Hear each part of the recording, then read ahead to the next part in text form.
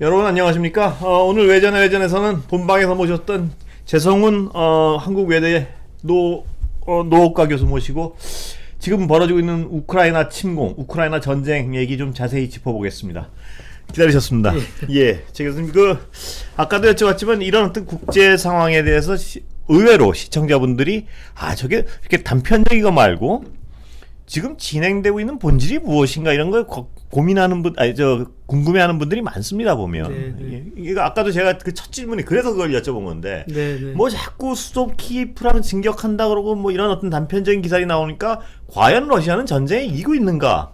맞습니다. 이건 분명한 것은 러시아가 전쟁에 이기고 있는 상황은 아니란 말씀 아니세요? 이건 실질적으로는 지고 있는 상황이고. 근데 제가 이제 왜 푸틴은 오판을 했는가? 그 부분이 굉장히 궁금했는데 아까 그걸 명쾌하게 다 도망갈 줄 알았던 거죠. 그러니까 푸틴은 딱 좀 깔본 겁니다. 깔본 거죠. 예. 젤렌스키도 뭐 배우 출신 뭐 이러니까 그냥 저 정도 정부면 그냥 훅 들어가면 다 버리고 도망갈 줄 알았는데 국민이 똘똘 뭉치고 젤렌스키 대통령도 굉장한 지도력을 발휘하고요.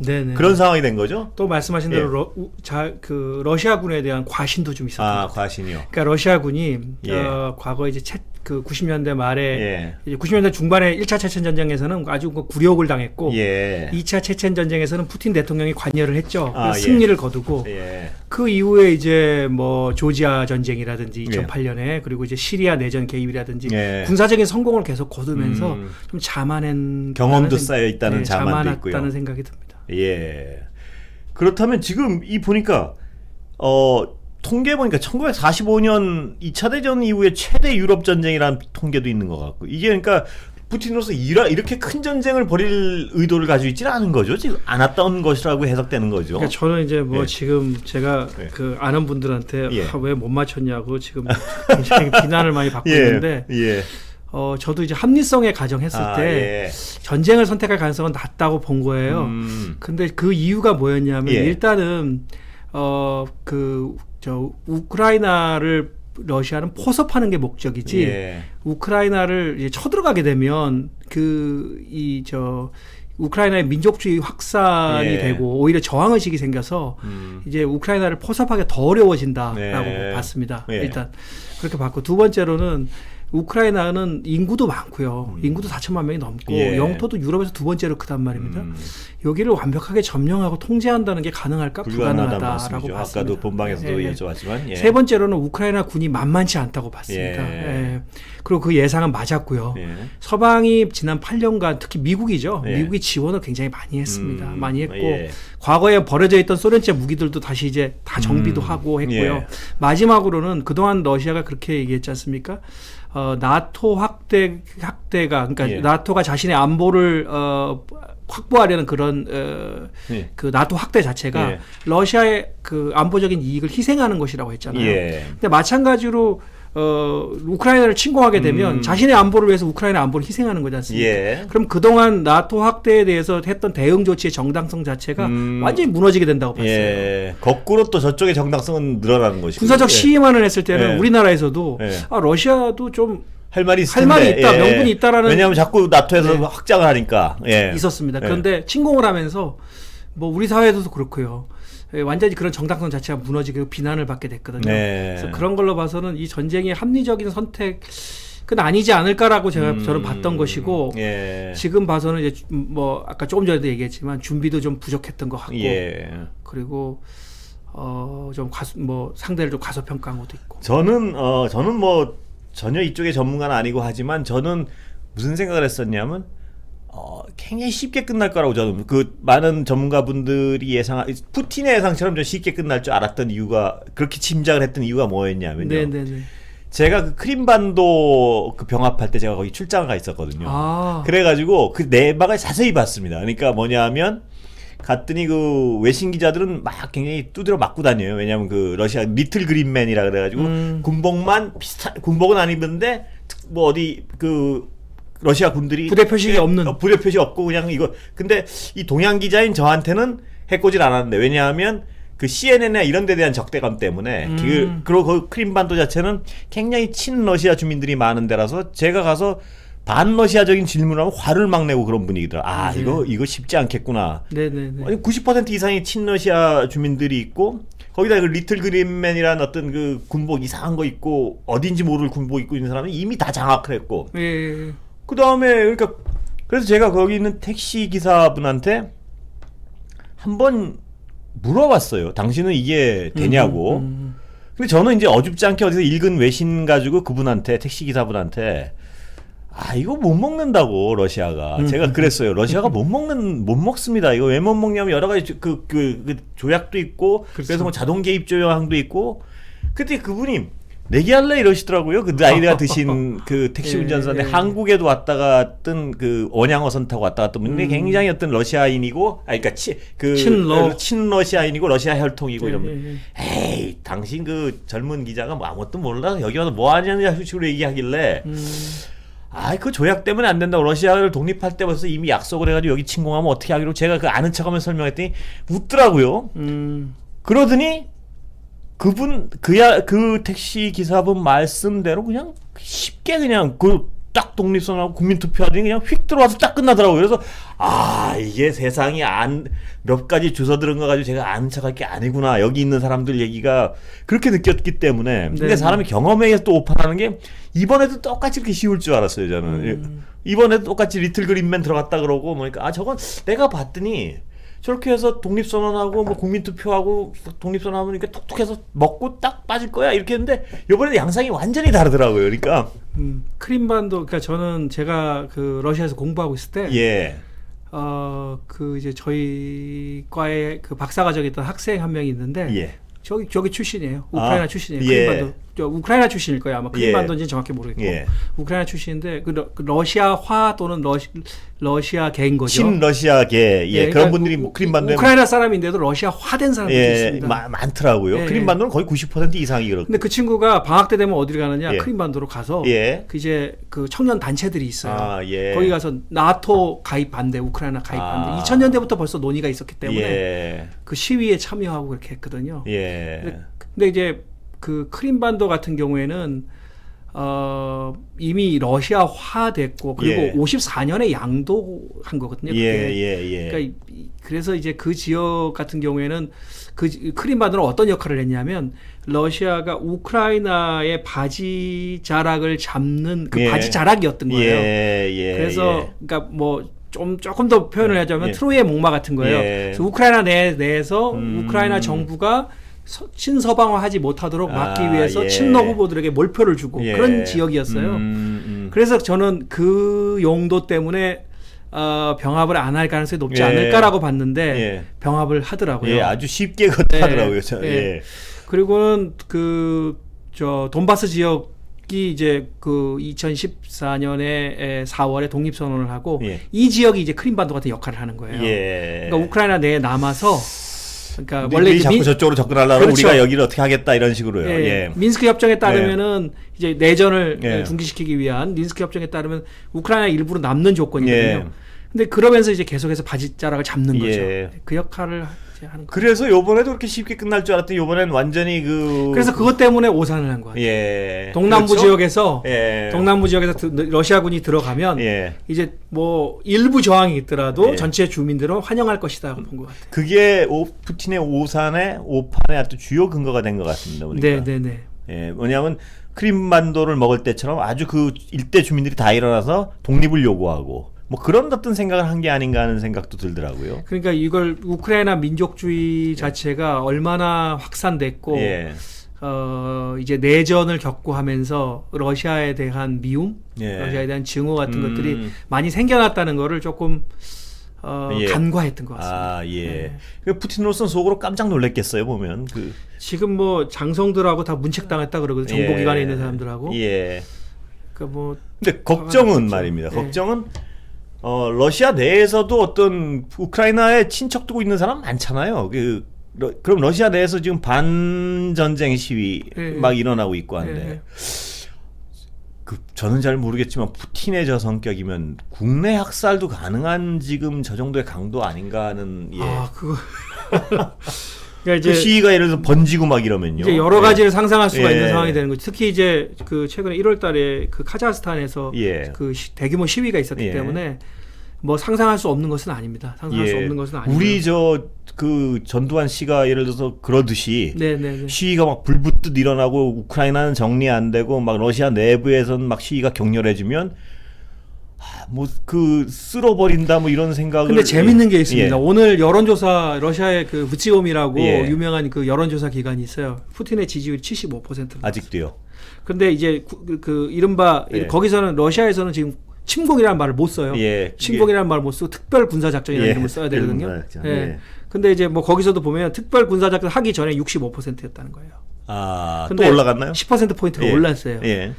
이거는 전쟁이 벌어지니까 단결하는 지도자에 거예요? 대한 예. 신뢰, 그러니까 지지도가 올라가는 거죠. 예. 그 다른 한편으로는 지금 시위 연행자들이 15,000명 정도 된다거든요. 예. 그러니까 다른 한편에선 또 전쟁을 반대하는 시위가 벌어지는 거죠. 예. 그리고 우리가 좀 중요한 포인트로 알아야 될 것이 지금 이제 보면은 우크라이나 사람들은 우크라이나와 러시아인은 전혀 다른 민족이다. 아, 같은 민족이죠. 이렇게 얘기하고 예. 또 러시아 사람들 러시아 예. 사람이라고 할 수는 없고 어쨌든 많은 러시아 사람들은 한 민족이라고 얘기해요. 예, 친척은 다 거기 진짜 몇 명에 한 명씩 친척 다 있고 그런. 예, 그러니까 이제 이 뿌리 자체는 예. 같습니다. 국가적 기원이 같아요. 그래서 저는 요거는 잘 한번 지적해야 예, 된다고 보는데 예. 러시아 우크라이나 관계 그러니까 그냥 이 전쟁 이전에요. 예. 관계를 한일 관계나 한중 관계와 비교하는 것은 좀 무리라고 아니다. 봅니다. 이건 전혀 왜냐하면 아니다. 한국하고 중국, 한국하고 일본이 예. 공통의 국가적 기원을 갖고 있지는 않잖아요. 예. 그러니까 이 사람들은 그 9세기 말부터 한 400년간 같이 살았어요. 예. 한 국가에서. 그 같은 동슬라브족. 차라리 한일 비교하는 것보다는 중국과 대만에 비교하는 게 더 비슷한 거 아닌가요?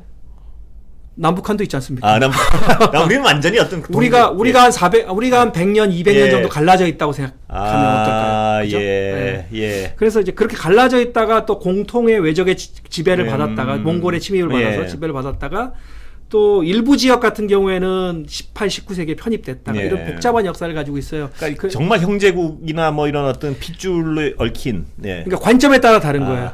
우크라이나 사람 입장에서 보기에는 어떤 좀 억압하는 세력일 수도 있고. 그렇죠. 예. 그러니까 우리가 너희는 한민족이야, 너희는 같은 형제 민족이야, 예. 너희는 전혀 다른 민족이야를 누가 정의해 줄 수 있겠습니까? 아, 본인들이 정해야 그건 된다. 느끼는 거죠. 정체성인 느끼는 거지. 거죠. 예. 그러니까 이 논쟁은 끝이 없을 것 같고요.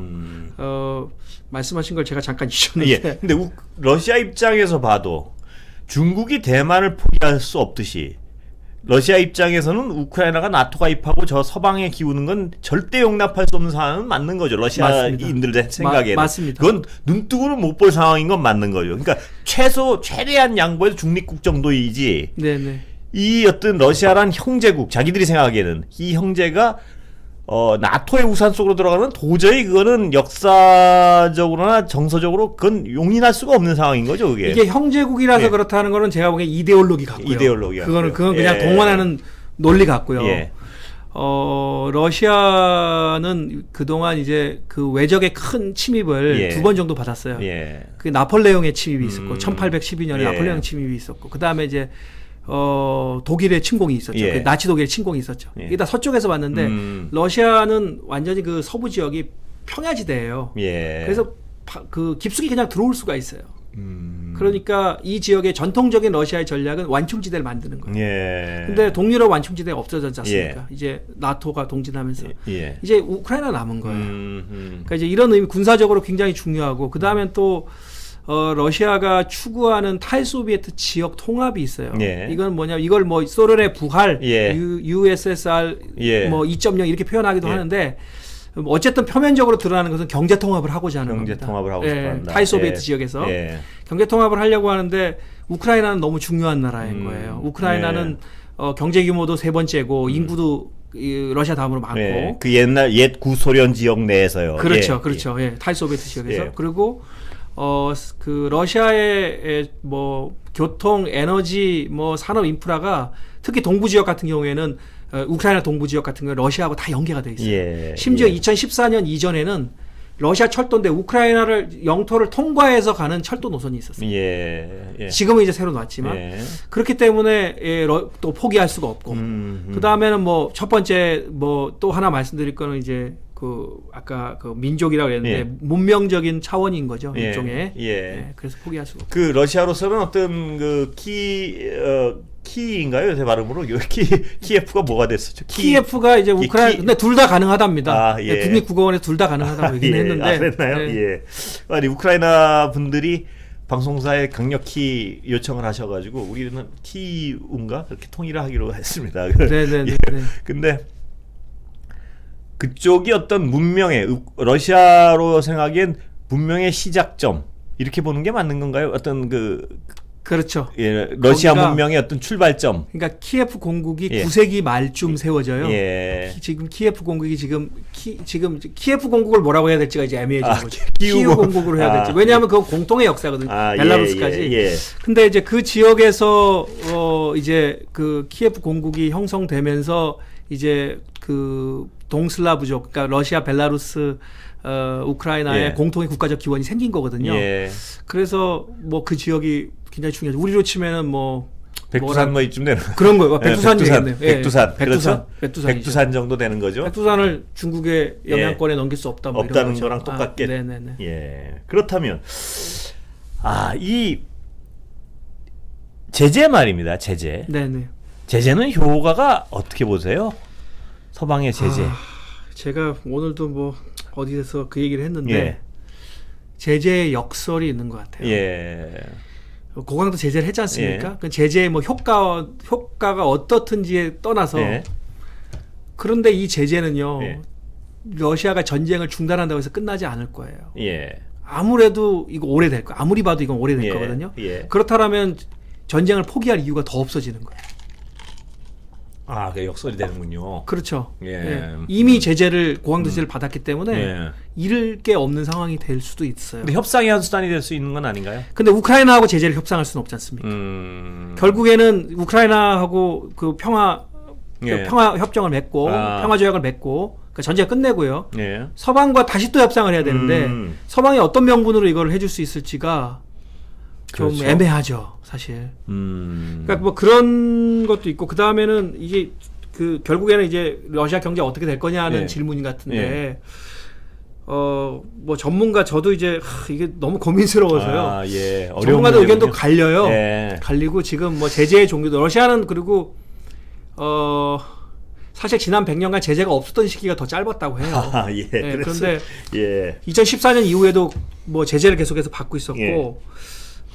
러시아 경제가 어려워질 거라고 보는 견해는 예. 일단 그 3월 16일 날 달러 예. 표시 국채 만기가 도래하는데 예. 이 상환이 불가할 것이다. 그래서 지금 러시아는 루블로 갖겠다고 그러고 있어요. 예. 가치를 이제 측정하기가 어려운 루블로 갖겠다고 하고 있는데 예. 그다음에 신용 등급이 거의 부도 예. 바로 직전이죠. 그다음에 대외 채무 만기도 4월에 집중돼 있대요. 그리고 환율도 뭐 급등하고 있고 예. 뭐 이런 걸로 봐서는 러시아 경제가 오래 못 간다. 뭐 3주 간다 이렇게 얘기하는 전문가도 예. 있습니다. 근데 다른 한편에서는 러시아 그래도 아직까지는 꽤 견딜만 하다라고 보는 전문가들도 있습니다. 이 사람들의 근거는 이게 지금 러시아가 어떤 상황이냐면 외환 보유고의 절반을 못 쓰게 됐어요. 예. 서방에서 동결을 동결해서. 시켜버린 바람에. 예. 그래서 근데 이제 금이 아직 21.7%나 있다. 금이라는 거는 뭐 보편적인 재화니까요. 그 다음엔 중국이라는 우군이 있다. 그리고 이제 세 번째로는 루블의 변동의 추이만을 봤을 때 지금이 90년대나 그러니까 러시아가 모라토리엄 선언 과거에 했을 때 그때와 비교해서도 그렇게 나쁘지 않은 것 같다.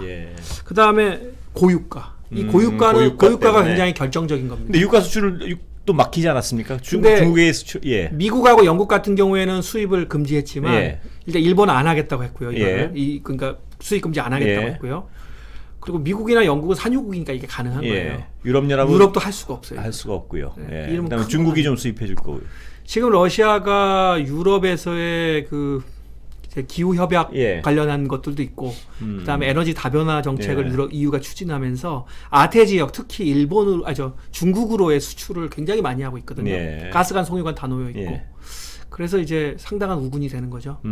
근데 오늘도 중국에 미국이 경고했지만 러시아의 생명줄이 되지 마라 뭐 이런 식의 경고를 한 것 같은데요. 중국이 어떻게 보세요? 중국이 빨가벗고 정말 도와줄까요? 러시아를 그렇게 못하는 거 아닌가요?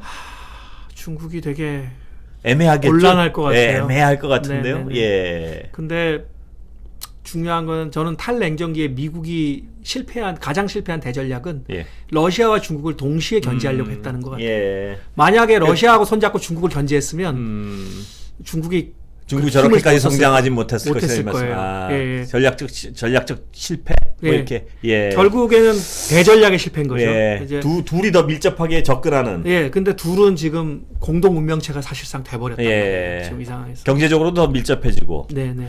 근데 그럼에도 불구하고요. 둘은 그 미국 전략으로 더욱 접근해가지고 미국으로서는 이 둘을 다 키워준 셈이 돼버렸는데 그럼에도 불구하고 중국이 지금 아직까지의 국력으로 러시아의 명줄을 살려주면서 도와주지는 않을 거다. 뭐 이런 분석도 있던데 거긴 동의하세요? 근데 러시아가 무너지면 중국은 그건 또 완전히 고립무원이 돼버립니다. 예. 오히려 그게 더 위험한. 그게 더 거니까요. 위험하니까 굉장히 줄타기를 할 수밖에 없네요. 중국은. 그런데 중국은 본인들의 1대1로라든지 이제 예, 여러 자기들의 가지 전략이 예, 있지 않습니까? 예. 세계 전략이. 거기에 차질을 빚으면 안 되잖아요. 그러니까 유럽 눈치들 많이 보는 것 같아요. 미국 예. 눈치보다도 유럽 국가들 눈치를 많이. 중국으로서는 좀 애매한 상황이군요. 그러니까 이게. 네, 네. 예. 근데 이번 사태로 중국이 굉장히 많이 배웠을 거예요. 예. 푸틴이 오판에 대해서 배운 거 아닌가요? 그것도 배웠을 예. 거고요. 쉽지 않구나. 이걸 느끼셨을까요? 아니면 쟤네들은 저렇게 하는 거 이렇게 했으면 됐을까? 이걸 배웠을까요? 아니요, 반대도 생각했을 거예요. 어떤 거? 일단 때려야 되는구나라고 생각했을 수도 있어요. 예. 예, 그거는 뭐 여러 가지 평가가 있을 수 있습니다. 중국이 할 때 뭘 배우든 많이 배웠겠군요. 여러 가지 전략상 그렇죠. 시뮬레이션을 많이 해봤겠군요. 예. 뭐 이렇게 성공적인 사례와 성공적인 사례라고 하면 안 될 것 같고요. 예. 뭐 어떤 점이 배울 점이고 어떤 점은 반면교사 삼아야 될 점이라는 거를 많이 학습했을 거고 그리고 또 제재 수단 자체도 다 노출된 거 아닌가요? 이제 그럼 대비를 하겠죠. 경제적으로도요. 그래서 저는 사실 뭐 그런 거를 우리가 좀 사실 지금 러시아 우크라이나 침공은 지금 이제 뭐 그 많은 분들이 전문가예요. 지금 일반 국민들도 너무 관심이 많으시고 외신도 찾아보고 하시면 다 전문가신데 저는 지금 좀 안 다루고 있는 부분들 좀 다룬다면 세계 질서 앞으로 어떻게 변할 것인가를 좀 봐야 돼요. 아주 중요한 문제 같습니다. 저는 이제 이른바 30년간 지속됐던 탈냉전기의 세계 질서는 끝났다고 봐요. 근데 어떤 점에서 끝났다고 보냐면 그 지난 30년간을 보면 미국 중심의 일극 체제에서 약간 미국의 헤게모니가 쇠락하고 다극 체제로 변화하는 듯한 이런 이행기에 있는 모습을 보여줬어요. 유럽과 미국, 중국 뭐 이렇게 해가지고 그렇죠. 이제 미국 일극 지배에서 뭐 일극 체제에서 미국 주도에 그다음에 중국이라든지 유럽이라든지 러시아라든지 이런 국가들이 이제 나타나면서 다극적인 질서로 변화하는 듯한 모습을 보여줬거든요. 완벽하게 가지 못했고요. 그런데 이번 러시아의 우크라이나 침공은 미국의 의지에 반하는 그러니까 세계 질서를 주도하는 패권국인 사실상 유일한 패권국인 미국의 의지에 반하는 군사적인 도전. 뭐 9.11 같은 것들은 사실 국가적인 도전이 아니잖아요. 그렇죠. 그러니까 다른 강대국의 군사적 도전이 있었라고 볼 수 있고요. 그 다음에는 지금까지 어떤 분쟁도 안보리 5개 국가가 다 개입된 직간접적으로 다 개입된 분쟁은 없었어요. 지금 다 개입돼 있잖아요. 그리고 세 번째로는 이른바 뭐 냉전기에도 뭐 두 강대국들 간에는 이제 그런 관계가 좀 됐지만 탈냉전기에 특히 강대국 간의 어떤 분쟁이나 갈등은 대화나 타협 외교적 수단으로 해서 해결한다는 원칙이 어느 정도 잡혀 있었다고 봐요. 근데 이 원칙 깨진 거죠. 그래서 이제 앞으로 강압이라든지 군사력 사용이라든지 이런 것들이 빈번하게 일어날 수 있는 길을 터준 게 돼버렸어요. 거기 교수님 말씀하신 그 부분의 말입니다. 하나 언뜻 생각드는 게 어떤 글로벌라이제이션의 종말을 더 촉진하는 거 아닌가요? 이게 무슨 얘기? 블록화 얘기하죠. 블록화. 저도 그렇게 봅니다. 그렇게 보시는 거죠? 그러니까 네네네.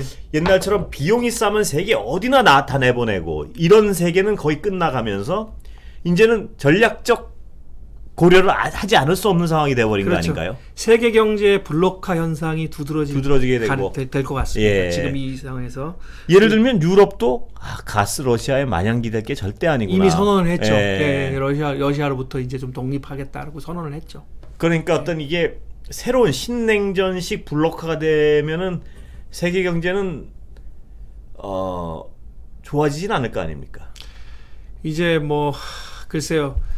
지구화가 되는 것이 어느 국가에 더 유리할 수도 있고 블록화가 되는 것이 어느 국가에 더 유리할 수가 있는데 지금 우리가 또 이것도 봐야 돼요. 세계 경제가 코로나19로 인해서 굉장한 타격을 입었어요. 예. 사실 침체됐고 예. 지금 사실은 경제를 좀 살려야 될 상황이잖아요. 이런 상황에서 우크라이나 위기 때문에 지금 당면에서는 러시아가 굉장히 경제 위기를 겪고 있는 것 같은데 세계 경제 다 연결돼 있고 러시아 경제도 세계 경제와 밀접하게 연결돼 있고 특히 유럽하고 다 연결돼 있거든요.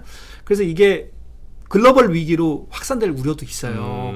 그렇게 되면 이른바 이제 세계 경제 블록화 일부 국가들끼리 뭉쳐서 우리끼리의 그 경제권을 형성하는 그런 현상들이 두드러질 수가 있는 거죠. 그리고 지역 분쟁도 계속해서 좀 빈번해질 가능성이 있어요. 지금 주목할 게 일본이 러시아하고 그동안 일본하고 러시아하고 영토 문제 있잖아요.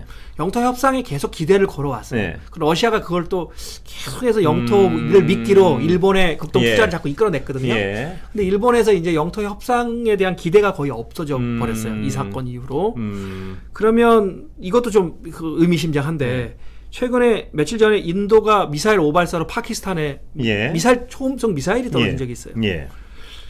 이것도 또 심상치 않은 사건인 거예요. 이게. 지역 분쟁은 더 격화될 가능성이 많다. 그다음에 북한도 지금 미사일 발사하고 계속해서 긴장 고조시키고 있지 않습니까? 핵포기 가능성은 이제 거의 없어진 거고. 중앙아시아에서도 최근에 국경 분쟁이 또 나타났어요. 키르기즈하고 타지키스탄이. 그 상황이 여러 가지 요인이 있겠지만 아까도 말씀하신 미국에 대해 군사적 그 도발을 하는 걸 보고 미국의 경찰국가로서의 지위는 이제 거의 국제 무대에서 상실됐다 이렇게 보시는 건가요? 그 원인을 지금 그렇죠. 그러니까 거의 유일한 패권국이죠.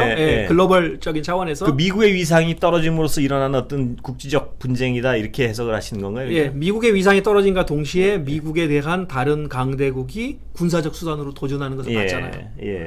그래서 이제 저는 이제 합리성에 근거한 전쟁 억제가 우리가 억제라고도 하고 억지라고도 하는데 전쟁 억제 자체가 상대의 합리성에 기반한 거거든요. 상대와 저의 합리성인 거죠. 보복을 가할 수 있다는 것 때문에 억제가 되는 거잖아요. 근데 이제 합리성에 기반한 이게 과연 가능할까라는 의문도 좀 들어요. 근데 생각해보면 우리가 2차 세계대전이 끝난 지 100년도 안 됐어요. 그래서 저는 잠깐 정쟁이 좀 두렵기도 하고요. 야만의 시대가 도래할 수도 있다. 그 말씀하신 그 연장선상에서 중국이 대만을 포기할 수 없기 때문에 또 중국은 미국이 그 근해에서는 이미 미국을 넘어선 거 아닌가요? 중국 근해에서는 그 대만은 지금 맘만 먹으면 언제든 침공할 수 있는데 그 어떤 다른 제재나 이런 게 겁나서 그런 것이지. 그렇죠. 그 상황에서의 어떤 그 이강의 부딪힘도 겁이 나고요. 지금 이제 근데 이제 제가 알기로 나토나 미국은 우크라이나에 대한 안보 공약이 없어요. 하나 있는 게 아까도 말씀하신 94년에 1994년에 또 부다페스트 양해각서예요. 부다페스트 양해각서입니다. 그것도. 그것고. 근데 대만에 대한 미국의 공약은 좀 확실하죠. 그거보다 확실하다고 보입니다. 그런데 미국이 3차 세계대전 확전을 우려해서 우크라이나를 결국 군사적으로 지원하지 못하고 있잖아요. 그럼 대만은 지원이 가능할까 이 말씀이신가요? 타이페이를 위해서 워싱턴을 희생할 수 있을까? 이런 의문이 생기는 거죠. 그렇죠. 걱정입니다. 미국의 어떻게 보면 무력함을 전 세계인이 지켜봤는데 그 상황에서 중국인들은 또 무력함을 지켜본 중국으로서는 저 대만을 그냥 더욱더 욕심을 내겠죠. 어떻게든지 결론을 내려고. 또 하나 더 봐야 됩니다. 저는 러시아의 우크라이나 침공을 막을 수 있는 기회는 굉장히 많았다고 생각합니다. 이게 11월 초부터 시작해서 3개월 이상 막을 수 있는 기회는 굉장히 많았어요. 우크라이나는 미국이나 나토가 분명히 신호를 줬어요. 파병하지 않겠다라고. 그렇다면은 조금 외교적인 수단을 통해서 이 사태를 해결할 수 있는 방법을 좀 러시아 쪽하고도 좀 모색했어야 되지 않느냐. 좀 아쉬움이 좀 있습니다. 물론 약한 국가를 강압적으로 해서 그 자율성을 침해하는 것은 어떠한 의미로서도 그거는 허용될 수는 없어요. 그렇죠. 그럼에도 불구하고 국제정치는 현실이지 않습니까? 그런데 또 한편으로는 보면 미국이 여기서 러시아하고의 어떤 타협이라든지 이 침공이 일어나지 않도록 방지하는 역할을 외교적으로 해줄 수 있었다고 봅니다. 근데 결국 그걸 해주지 않았거든요. 해주지 않아서 러시아를 오히려 좀 어떤 의미에서는 보면은 코너로 좀 몰았어요. 러시아가. 예. 물론 그런 선택을 안 할 수 있는 기회도 있었습니다. 러시아가. 예. 그럼에도 불구하고 결국 그렇게 갔기 때문에 미국의 어떤 중재자로서의 또는 말씀하신 대로 세계 경찰로서의 역할에 대해서도 회의론이 자꾸 생길 거예요. 예. 그래서 지금 나토가 강화된다. 이제 러시아의 침공으로 이런 의미도 있지만 예. 반대로 유럽 스스로가 유럽의 안보를 책임져야 된다는 그런 분위기도 앞으로 커질 거예요. 그런데 뭐 시간은 지금 벌써 이미 30분이 지나왔는데요. 그런데 이 푸틴의 전략적 오판 지금으로서는요. 그게 있어서 만약에 푸틴이 저기서 어떤 최소한의 타협을 가지고 물러난다면 우크라이나의 입장에서 한번 보면 그래 우리가 해냈어 이런 자신감과 또 강한 민족주의 의식. 네. 이래서 친서방화를 어떻게든 서두르려는 동력들. 예. 그렇게 되면 러시아로서는 또 재침공하기는 어렵고 러시아로서는 굉장히 전략적 실패로 더 우크라이나의 서방화 이걸 자극한 결과가 될 수도 있는 거 아닌가요? 그렇죠. 이제는 원수지간이 된 거죠. 예, 저렇게 되면요. 네, 예. 예. 완전한 원수지간이 된 거거든요. 그러니까 푸틴은 그 전략적 실패가 아프겠습니다. 만약 여기서 진짜 별개 건진기 없이 대략 타협을 한다면 돈바스를 건지더라도요. 푸틴으로서. 그렇죠. 예. 예. 국내적으로도 그렇고 대외적으로도 지금 러시아가 그동안 쌓아놨던 소프트 파워라는 것 자체는 완전히 공중으로 날아가 버린 거거든요. 예. 그리고 근데 이제 이거는 봐야 될 것 같아요. 예. 우크라이나가 향후에도 나토나 EU에 가입하기는 어려울 것 같아요. 나토까지는 못 갈 것이다. 예. 나토, 정서적 EU도요. 예, EU도. 예. 왜냐하면 국제 정치는 냉정해요. 그렇겠죠. 네. 동정으로 흐르지 않아요. 예. 예. 그럼에도 불구하고 정서적, 경제적 어떤 접근 이건 뭐 분명한 거 아니겠습니까? 이 사태가 끝나고 나면. 그거를 이제 방지할 수 있는 장치를 만들려고 노력하겠는데 예, 만일 러시아가. 아무런 성과 없이 예. 뭐 별다른 아무런 성과라기보다도 어느 정도 원하는 성과에 충족하지 못하고 떠나게 된다면 예. 철분하게 된다면 뭐 돌아올 수가 없죠. 그 관계라는 걸. 그리고 푸틴으로서 만약 그런 지경에 이르게 된다면 푸틴의 입장에서 그 러시아 내에서의 입지 악화 아까도 여쭤봤지만 그런 부분은 더 심화되고 촉발될 수도 있는 거 아니겠습니까? 예를 들면 그 재벌들 그러니까 올리가크들의 어떤 그 반발 지금 요번에만 해도 재산을 깨 잃어버리고 하면 주가가 절반이 됐으니까 재산이 절반이 된 거고 더 떨어질 수도 있고요. 해외 자산 다 동결되고 지금 이럴 때 정서적으로 그래도 푸틴이 할 놈은 없을 것 같아요 보면. 그렇다면 제가 물어봤어요. 예. 이런 가능성 있지 않는가? 예. 올리가르키들이 푸틴에 대해서 반기를 들 가능성 없는가? 예. 러시아 현지 전문가들한테 물어봤어요. 예. 근데 한 전문가는 그렇게 얘기를 하더라고요. 그들은 푸틴하고 한 몸이라는 거예요. 한 몸이다. 푸틴이 무너지면 그들도 무너진다. 분리해서 자기만 살 수 있으면 저항할 것 같은데요. 푸틴과 분리해서. 근데 이제 그게 쉽지 않아 보인다는 거죠. 그래서 한 몸이다. 예. 결국 연계가 한 몸이라는 거는 뭐 그렇죠. 연계가 워낙 밀접하게 연계가 돼 있다는 거죠. 네. 그런데 그럼 그 푸틴과 올리가키가 한 편이 되고 국민과 적이 됐을 때 또 하나의 걱정스러운 건 아까도 여쭤봤듯이 국내 어떤 그 소요 사태 거기 또 대량 어떤 뭐 인명 피해 이런 상황까지 갈서는 안 될 텐데요. 그러면 이제 끝까지 가는 거죠. 이건 갈 때까지 가는 거죠. 갈 때까지 가는 거죠. 예. 그래서 참 저는 시작하지 말아야 될 전쟁이 시작했다고 생각합니다. 푸틴으로서 전략적 오판에 대해서는 거의 이론이 없을 것 같습니다. 나중에 사후적으로 보면 이건. 네네네. 참 우크라이나 국민들 입장에서 이렇게 지원을 하는 말씀을 드리면 참 미울 것 같아요. 이 뭐냐면 예전엔 어떤 뭐 약간의 어떤 형제국 이런 감정도 싹 사라지고 원수가 됐을 것이고요. 네. 우리 남북이 원수가 됐듯이. 그렇죠. 원수가 됐듯이. 지금 그걸 녹이는데 50년이 지나도 이렇게 꽝꽝 얼어붙어 있으니까요. 그렇죠. 60년이 지나도. 네네 맞습니다. 예. 푸틴은 정말 어떤 역사엔 본인을 위해서도 그렇고 역사를 위해서도 그렇고 좋은 결정은 아니었던 것 같아요. 본인을 위해서도 절대 좋은 결정이 결과적으로 그 오판 때문에.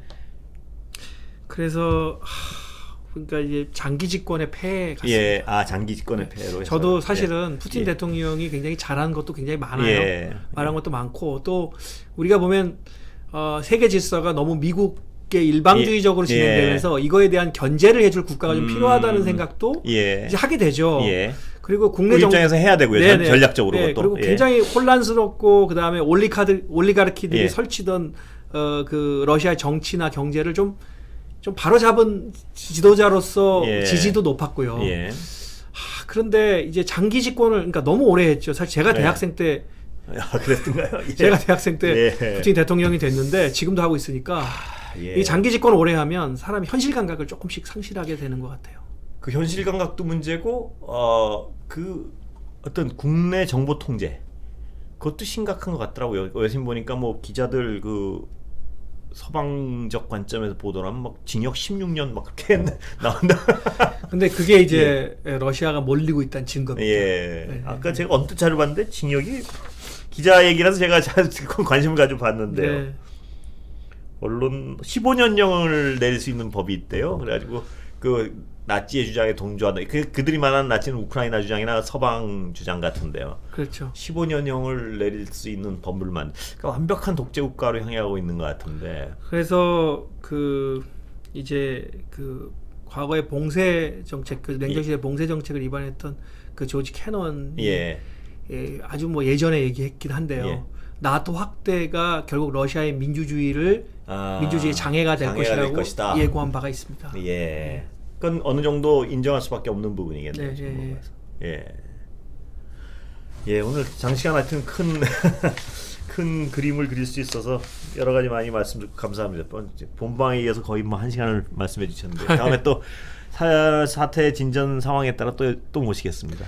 제가 안 나오는 상황이 되면 더 좋겠는데 빨리 전쟁이 해결돼서 이게 교수님을 또 모시는 상황은 굉장히 안 좋은 상황일 것 같은데요. 뭐냐면 러시아 아까도 말했던 국내 상황의 소요 상황 뭐 이렇게 하면 갈 때까지 가는 거고 전쟁도 지금 뭐 더 예를 들어서 그 포위 작전 뭐 들어가고 뭐 극한적인 대립 일어나면 대량의 민간인 피해가 나온다든지 이러면 그런 상황까지 안 갔으면 좋겠습니다. 그리고 뭐 우크라이나 국민들도 하여튼 힘을 내셨으면 좋겠고요. 네.